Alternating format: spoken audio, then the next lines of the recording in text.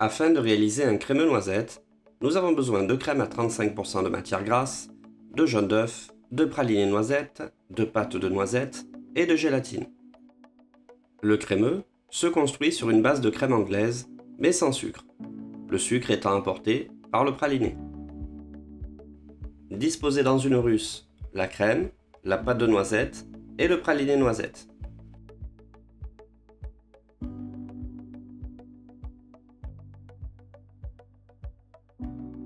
Veillez à bien mélanger au fouet, de façon à bien homogénéiser tous les éléments.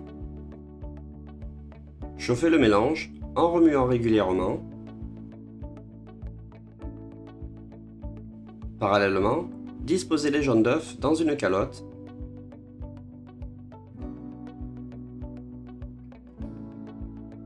Une fois la crème chaude et relativement homogène, versez un peu le mélange sur les jaunes d'œufs. Délayez convenablement.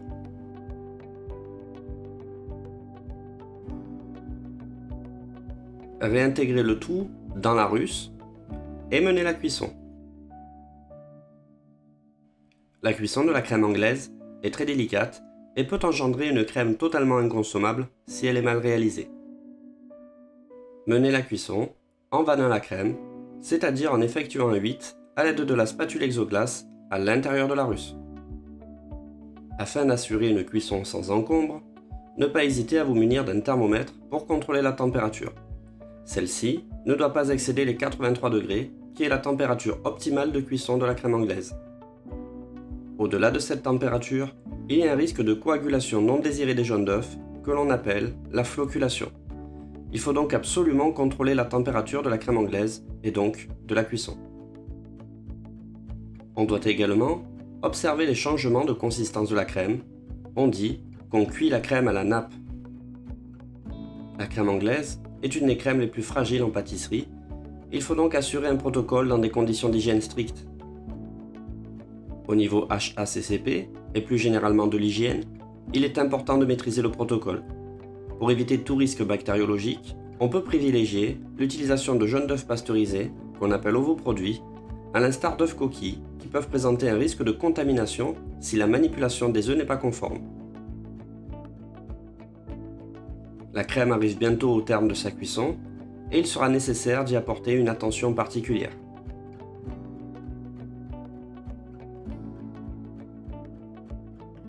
Intégrez la gélatine dans la préparation.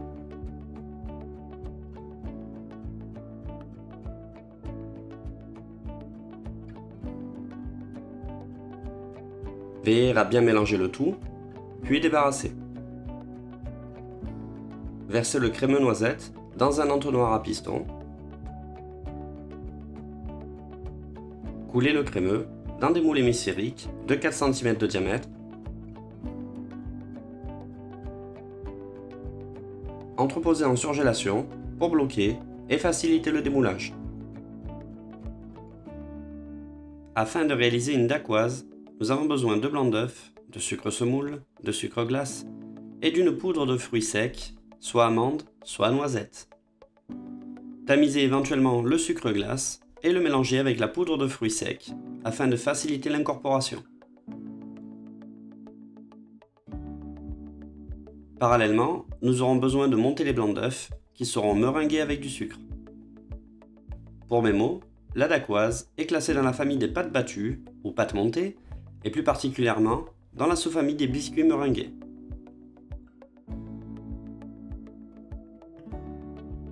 Une fois que les blancs commencent à prendre du volume, ajoutez en puits le sucre semoule. On va donc chercher à augmenter le volume. Ceci étant possible grâce à la teneur en protéines des œufs et à leur capacité sous l'action du fouet du robot à retenir et stabiliser des bulles d'air dans la masse pour obtenir après cuisson un réseau alvéolé. Serrez les blancs jusqu'à obtenir une masse qui est de la tenue mais qui reste encore souple, une texture au bec. Intégrez le mélange de poudre et mélangez délicatement à la maryse sans effondrer la masse. L'utilisation du fouet est déconseillée pour tout mélange de blanc d'œuf meringué qui pourrait casser toute la structure. Il n'y a pas de farine dans la dacquoise, et c'est d'ailleurs une préparation qui va être ultra moelleuse, à condition de l'étaler sur une certaine épaisseur. Certains professionnels procèdent à un ajout de farine qui va permettre d'obtenir un biscuit avec un peu plus de tenue. L'amidon contenu dans la farine, à la cuisson, va se gélatiniser et former une texture particulière. Étalez la dacquoise sur feuille sur 1 cm d'épaisseur à l'aide d'une spatule coudée.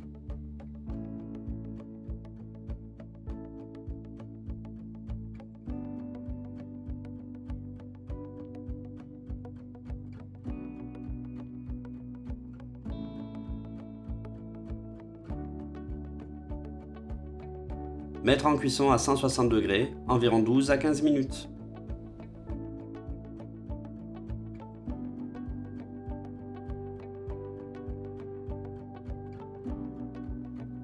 Afin de préparer un praliné feuilletine, nous avons besoin de pailleté feuilletine, ce qui peut s'apparenter à des crêpes dentelles. Nous aurons besoin également de praliné et de chocolat ivoire. Faire fondre le chocolat ivoire. Une fois celui-ci fondu, mélangez ensemble le pailleté feuilletine avec le chocolat et le praliné.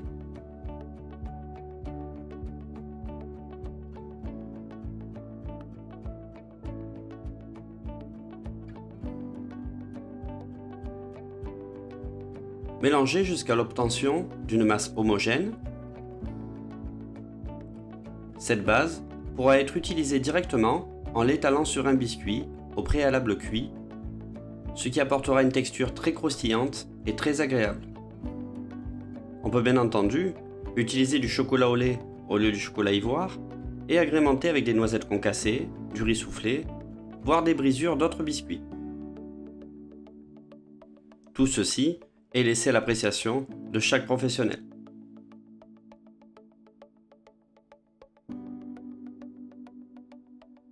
Détaillez les biscuits sur 6 cm de diamètre. Étalez une couche de praliné feuilletine sur chaque fond. Aidez-vous pour cela d'un petit emporte-pièce et d'une cuillère.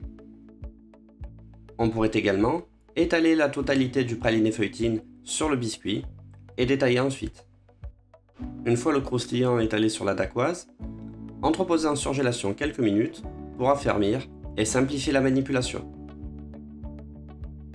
Afin de réaliser une crème mousseuse au citron, pour la première partie de la recette, nous avons besoin de jus de citron, de zeste de citron jaune, de sucre semoule, d'œuf entier et de gélatine. Qu'on utilise du citron jaune ou du citron vert, la recette est parfaitement la même. Avant d'amorcer la cuisson, mélangez directement dans une russe le jus de citron, les zestes de citron, le sucre semoule et les œufs entiers.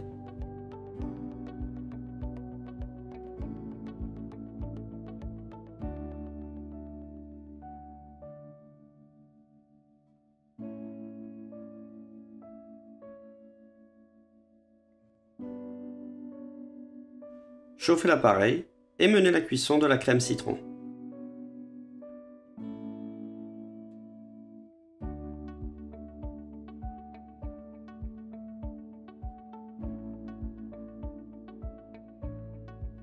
Nous sommes ici sur une cuisson de crème sans amidon. Il faudra donc prendre beaucoup de précautions. En effet, sans présence d'amidon, il y a un risque de floculation des œufs, c'est-à-dire une coagulation non désirée. Mais on observera sur la recette qu'une crème avec de l'acidité et des œufs entiers peut supporter une chaleur plus intense. En outre, par transposition, lors de la réalisation d'une crème anglaise, le palier critique à ne pas dépasser, sous peine de voir les jaunes floculés, est de 83 degrés. Mais ici, on pourrait monter un peu plus haut, presque à 90 degrés, sans trop de risque. Les œufs entiers, et plus particulièrement la présence du blanc d'œuf couplé à de l'acidité, protègent les jaunes d'œuf et génèrent une texture semi-gélifiée. Durant la cuisson de la crème, ne jamais cesser de remuer, mais attention à ne pas battre. Nous réalisons ici une crème citron et pas un sabayon. Plus nous nous approchons de la fin de la cuisson, plus la crème devient épaisse. Aux alentours de 85-90 degrés, la crème termine sa cuisson.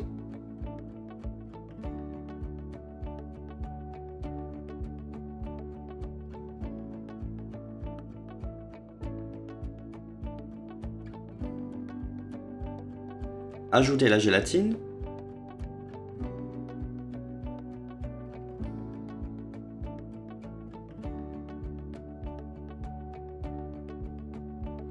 Débarrassez en calotte.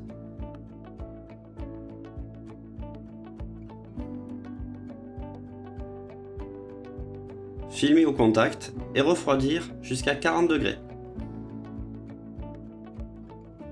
Pendant le refroidissement, montez une crème fouettée très souple et réservée. À 40 degrés, intégrez le beurre froid, coupé en cubes, et lissez à l'aide d'un mixeur plongeant.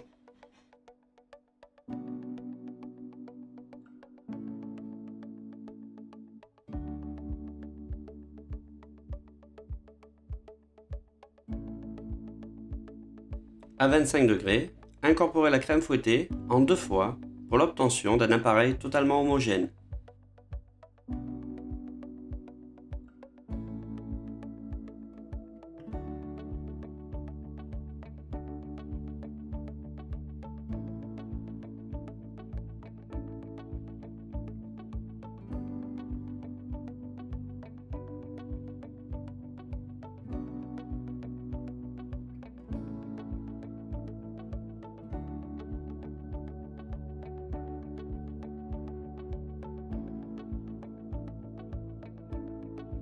Terminez le mélange à la maryse afin de bien décoller les restants de crème sur les parois de la calotte.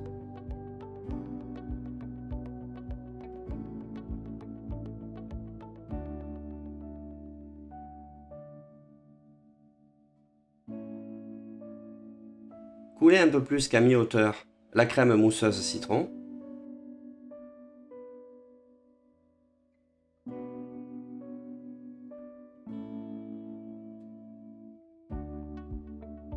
Positionnez les inserts crème noisette bien au centre.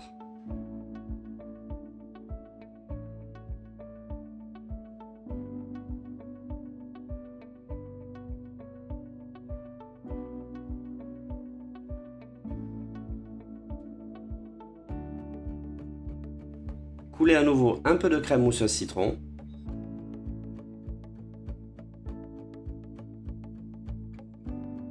Disposez pour finir les fonds de dacquoise pralinée feuilletine. Égalisez convenablement à l'aide d'une spatule. Veillez à générer des arêtes bien nettes. Lissez et entreposez en surgélation pour bloquer. Utilisez le restant de mousse en le pochant directement dans des moules à mini-quenelles. Entreposez en surgélation également. Démoulez et floquez les individuels. Floquez-les à l'aide d'un appareil à flocage velours ou à l'aide d'une bombe à spray velours. Les gâteaux doivent être parfaitement surgelés afin que le flocage soit réussi. En effet, c'est réellement là que le flocage rendra son plus bel effet. Disposez les gâteaux sur socle. Décorez avec une mini quenelle.